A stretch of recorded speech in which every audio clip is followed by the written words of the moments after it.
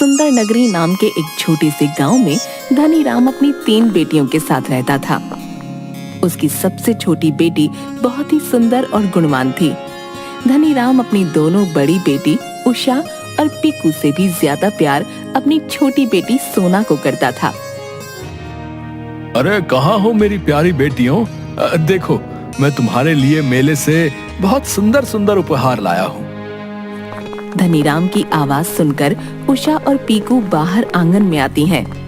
अरे वाह पिताजी, आप आ गए। दिखाइए तो जरा, आप मेरे लिए मेले से क्या लेकर आए हैं? ये देखो उषा बेटी, तुम्हारे लिए मैं ये झुमके लाया हूँ। तुम्हें झुमके बहुत पसंद है ना? देखो। अरे ये झुमके तो बहुत सुंदर हैं। पिताजी मुझे ये बहुत पसंद आए। धन्यवाद पिताजी। अरे पिताजी, आप मेरे लिए क्या लाए हैं? जल्दी से दिखाइए ना, मुझसे तो बिल्कुल भी सब्र नहीं हो रहा है। दिखाइए ना पिताजी। अरे हाँ हाँ पीकू बेटा, ये देखो मैं तुम्हारे लिए ये पायल लेके आया हूँ। मेले में यही सबसे सुंदर पायल थी, हाँ, जो मैंने तुम्हारे लिए खरीद ली। तुम्हें पायल पहनना पसंद है ना? आप मेरे लिए ये पायल लाए हैं? पायल सुंदर है पिताजी, लेकिन मुझे तो ये हार पसंद है। क्या मैं ये ले सकती हूँ पिताजी? ये हार तो मैं सोना बिटिया के लिए लाया हूँ, उस पर ये खूब जचेगा। ये सुनकर पीकू गुस्से से लाल हो जाती है। तभी सोना अपने कमरे में से बाहर आती है। अरे पिताजी, आप आ गए। मेरे प्यारे पिताजी, कितनी देर लगा दी आपने आने में। अरे सोना बिटिया, ये देखो मैं तुम्हारे लिए मेले से क्या लाया हूँ। ये देखो, ये हार मैं तुम्हारे लिए लाया हूँ। तुम पर ये बहुत सुंदर लगेगा।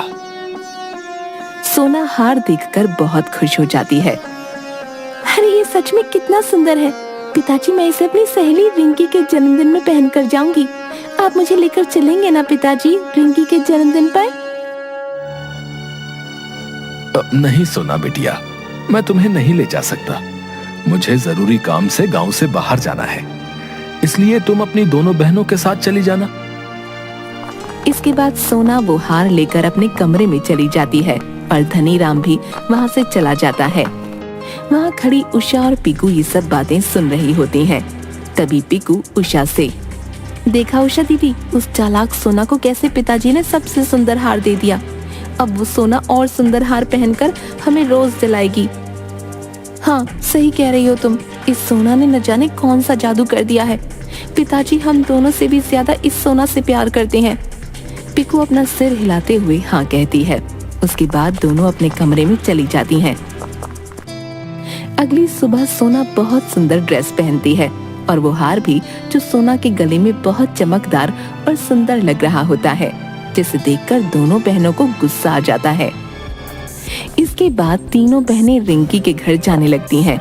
कुछ दूरी पर चलने के बाद, मुझे लगता है हमें जंगल के रास्ते से चलना चाहिए, इससे हम रिंकी के घर जल्दी पहुंच जाएंगे।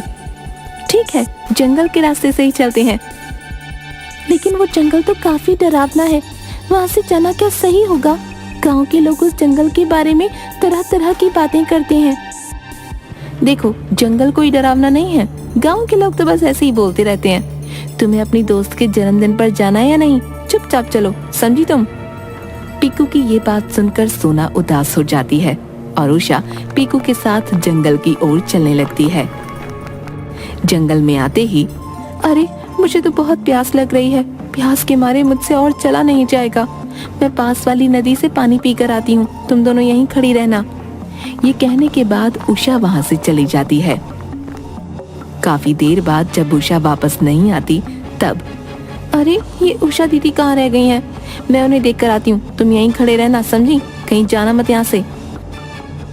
लेकिन दीदी, मुझे इस जंगल में वैसे ही काफी डर लग रहा है, आप मत जाइए। मैं उषा दीदी को देखने जा रही हूँ, न जाने वो कहाँ रह गई हैं। अगर पिताजी को पता चल गया तो बहुत गुस्सा करेंगे। तुम चुपचाप यहीं खड़ी रहना, मैं उषा दीदी को लेकर अभी आती हूँ। ये बोलकर पीकू वहाँ से चली जाती है। बेचारी सोना जंगल में खड़ी बहुत डर रही होती है। सोना को जंगल में शाम हो जाती है, लेकिन उसकी दोनों बहनें वापस नहीं आती। जब रात तक भी उसकी बहनें नहीं आती तो सोना रोने लगती है कि तभी सोना को जंगल में किसी के आने की आवाज सुनाई देती है। थोड़ी देर बाद सोना देखती है कि एक बहुत डरावनी बुढ़िया जिसकी आंखें लाल होती हैं, उसने काले रंग की साड़ी पहनी होती है। वो सोना की तरफ काफी तेजी से आ रही होती है। मैं तुम्हें नहीं छोड़ूंगी। आज कितने दिन बाद मैं किसी इंसान का मांस खाऊंगी। ये सुनकर सोना डर जाती है और वहां से भागने लगती है और वो डरावनी बुढ़िया उसके पीछे भाग रही होती है। सोना भाग ही रही होती है, तभी उसे जंगल में एक बहुत बड़े पेड़ के तने पर चमकता हुआ दरवाजा नजर आता है, जिसके चारों तरफ बहुत रोशनी होती है। सोना उस चमकते हुए दरवाजे के अंदर चली जाती है। उस दरवाजे के अंदर एक अलग ही दुनिया होती है। वहाँ चारों तरफ सुंदर सुंदर फूल होते हैं और अलग अलग तरह के जानवर। बहुत सारे छोटे छोटे सुंदर पेड़ होते हैं और उन सब के बीच एक बहुत बड़ा और विशाल चमचमाता हुआ एक पेड़ होता है, जिसके ऊपर बहुत सुंदर तितलियां बैठी होती हैं। उस पर रंग बिरंगे फल लगे होते हैं जो देखने में बहुत सुंदर लग रहे होते हैं। उस विशाल पेड़ के सामने बहुत सुंदर नदी भी होती है। सोना ये सब देखकर हैरान हो जाती है। अरे ये कहाँ आ गई मैं? इतनी सुंदर जगह तो मैंने पहले कभी नहीं देखी। सोना नदी के किनारे बैठ जाती है। थोड़ी देर बाद सोना को प्यास लगती है और जैसे ही वो उस नदी से पानी पीती है, तभी सोना को एक आवाज आती है। जादुई पेड़ की नगरी में तुम्हारा स्वागत है सोना। सोना ये आवाज सुनकर चौंक जाती है। फिर आवाज आती है, जादुई पेड़ की नगरी में तुम्हारा स्वागत है सोना। कौन है? यहाँ सामने आओ। कौन पुकार रहा है मुझे? मैं तुम्हारे सामने ही हूँ सोना। मेरा नाम जादुई पेड़ है। इस जादुई पेड़ की नगरी में कोई नहीं आ सकता। यहाँ सिर्फ वही इंसान आ सकता है जिसका हृदय साफ और कोमल होता है। उस विशाल पेड़ की तरफ देखते हुए, ओह, तो ये तुम हो? क्या तुम जादुई पेड़ हो? तुम बहुत सुंदर और विशाल हो। क्या तुम मेरी सहायता कर सकते हो जादुई पेड़? मैं यहाँ से अपने घर जाना चाहती हूँ। मुझे सब पता है सोना। तुम्हारी बहनें तुम्हें इस जंगल में छोड़कर चली गई हैं। नहीं, ऐसा नहीं हो सकता। जरूर कोई बात हो गई होगी। मेरी बहनें मुझसे बहुत प्यार करती हैं। वो ऐसा नहीं कर सकती हैं। और सोना रोने लगती है। चुप हो जाओ सोना। तुम यहाँ सुरक्षित हो। हे सुंदर पेड़, क्या अब मैं कभी अपने घर नहीं जा पाऊंगी? नहीं सोना, तुम जरूर जाओगी, लेकिन मैं तुम्हें इस जंगल से बाहर नहीं ले जा सकता हूँ। जब कोई भला इंसान मेरी इस नदी का पानी पिएगा, तो वही तुम्हें इस जंगल से बाहर ले जा पाएगा। तुम्हें उसका इंतजार करना होगा और जब तक वो नहीं आ जाता, तुम्हें इसी जंगल में रहना होगा। कुछ देर बाद, हे विशाल पेड़, मुझे बहुत भूख लगी है। सोना, मेरी टहनियों में से एक पत्ता तोड़ो और आंख बंद करके जो भी तुम मांगोगी वही तुम्हारे सामने आ जाएगा। सोना ऐसा ही करती है कि तभी उसके सामने खाने की तरह तरह के मजेदार पकवान आ जाते हैं। जब भी सोना को भूख लगती, सोना ऐसा ही करती। ऐसे जंगल में ही सोना को बहुत दिन बीत जाते हैं। सोना रोज किसी के आने का इंतजार करने लगी कि कब कोई आएगा और उसे उसके घर लेकर जाएगा। एक दिन सोना उस विशाल पेड़ की छाया में बैठी थी कि तभी अचानक एक फूल आकर सोना के सिर पर गिरा। जब सोना उस फूल को अपने हाथ में लेती है, तो उसमें से 2 तितलियां निकलती हैं। सोना उन तितलियों को देखकर बहुत खुश हो जाती है। वो तितलियां उड़ने लगती हैं। सोना भी उनके पीछे भागने लगती है। सोना तितलियों के पीछे भाग रही होती है कि तभी उसे एक बूढ़े आदमी के रोने की आवाज सुनाई देती है, जो बोल रहा होता है, मुझे बहुत प्यास लगी है, कोई तो मुझे पानी पिलाओ। सोना उसके पास जाकर देखती है कि एक बूढ़ा आदमी एक छोटे से पेड़ के नीचे बैठा रो रहा था। वो देखने में काफी डरावना था, जो सफेद कपड़े पहने हुआ था। सोना उसके पास जाती है। कौन है आप? क्यों रो रहे हैं? मुझे बहुत प्यास लगी है, मुझे पानी पिलाओ सुंदर लड़की। लेकिन आप हैं कौन और यहाँ इस जंगल में कैसे आए? मैं विशालगढ़ का राजा अमरदेव हूँ। मैं यहाँ एक बार शिकार करने आया था। मैंने इस जंगल में एक भालू को देखा और उसे अपने तीर से घायल कर दिया। लेकिन वो कोई साधारण भालू नहीं था, बल्कि एक तपस्वी था जो वेश बदलकर तपस्या कर रहा था। उसने मुझे श्राप दिया और मैं एक सुंदर राजकुमार से एक बुरी शक्ल का बुढ़ा इंसान बन गया और तभी से यहीं इस जंगल में कैद हूँ। मैं कई सालों से बहुत प्यासा हूँ। मुझे पानी चाहिए, लेकिन मैं इस पेड़ के नीचे से उठ नहीं सकता। न जाने कब मुझे इस श्राप से मुक्ति मिलेगी। क्या तुम मेरे लिए पानी ला सकती हो? हाँ, मैं अभी आपके लिए पानी लेकर आती हूँ। और सोना वही उस जादुई पेड़ के पास जाती है और उस पेड़ की टहनी से एक पत्ता तोड़ लेती है। विशाल पेड़ के पास वाली नदी से उस पत्ते में पानी भरती है और उस बूढ़े के पास जाती है। ये लो, तुम ये पानी पी लो। बूढ़ा जैसे ही वो पानी पीता है, अचानक से एक सुंदर युवक के रूप में बदल जाता है। अरे, मैं तो अपने पुराने रूप में आ गया। तुम्हारा बहुत बहुत शुक्रिया सुंदर लड़की। तभी उन दोनों को एक आवाज सुनाई देती है।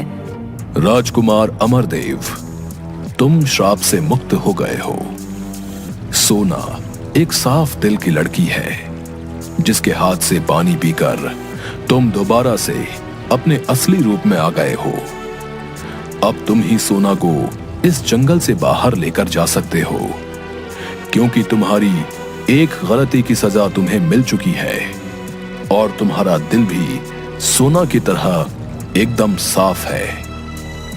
हे जादुई पेड़, क्या अब हम इस जंगल से बाहर जा सकते हैं? लेकिन कैसे? मेरे सामने वाली नदी के जरिए तुम इस जंगल से उस पार पहुंच जाना। उस पार जाते ही तुम अपनी दुनिया में चले जाओगे।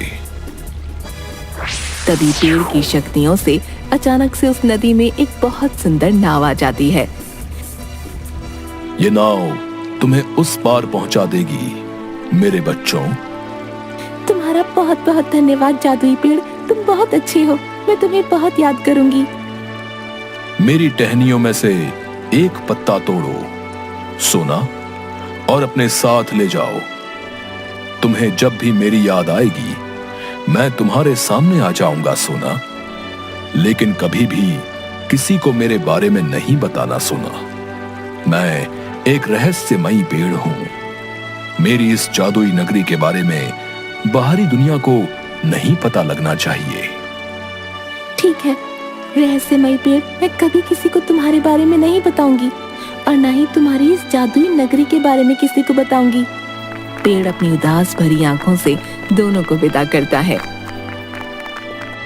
इसके बाद दोनों उस नाव में बैठते हैं और फिर से अपने गांव में आ जाते हैं। वो राजकुमार सोना को उसके घर लेकर जाता है। तभी धनी राम अपने घर में उदास बैठा होता है। सोना को देखते ही, अरे मेरी प्यारी बेटी, तुम आ गई। कहाँ चली गई थी तुम? जंगल में से अपनी बहनों को छोड़कर मैंने तुम्हें कितना ढूंढा। सोना को देखकर उसकी बहनें हैरान हो जाती हैं। अरे उषा दीदी, ये कैसे वापस आ गई?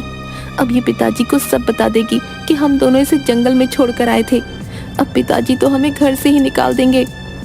मुझे माफ कर दीजिए पिताजी, मैं डर के मारे जंगल से आगे निकल गई थी। इसमें उषा और पीकू दीदी की कोई गलती नहीं है और उस जंगल से मैं बाहर ही नहीं निकल पा रही थी। लेकिन जंगल से इस राजकुमार ने ही मुझे निकाला और यहाँ आपके पास लेकर आ गए। ये सब बातें उसकी बहनें सुन रही थीं और उन्हें अपनी गलती का एहसास हुआ। उषा और पीकू सोना के पास आती हैं। हमें माफ कर दो प्यारी बहन, हमने तुम्हारे साथ बहुत गलत किया। तुम सच में दिल की बहुत अच्छी हो, हमें माफ कर दो। कोई बात नहीं मेरी प्यारी बहनों, मुझे पता है आप दोनों मुझसे बहुत प्यार करती हो। मेरे लिए इतना ही काफी है कि आप दोनों को अपनी गलती का एहसास हो गया। मुझे आप दोनों से कोई शिकायत नहीं। इसके बाद तीनों बहनें गले मिलती हैं। हे राजकुमार, तुम मेरी सबसे प्यारी बेटी को जंगल से निकाल कर लाए हो। तुम्हारी वजह से ही सोना हमें दोबारा मिल पाई है। तुम बहुत बहादुर हो। क्या तुम हमेशा के लिए सोना की रक्षा करोगे? तुम मेरी बेटी सोना से विवाह करोगे? हाँ, क्यों नहीं, मैं सोना से ही विवाह करूंगा। सोना बहुत साफ दिल की और अच्छी लड़की है। ये मेरे लिए सौभाग्य की बात होगी अगर सोना मेरी पत्नी बनेगी। इसके बाद बड़ी धूमधाम से सोना और उस राजकुमार की शादी की जाती है और सोना हंसी खुशी राजकुमार के साथ उसके महल में रहने लगती है। हमेशा बुराई पर अच्छाई की ही जीत होती है।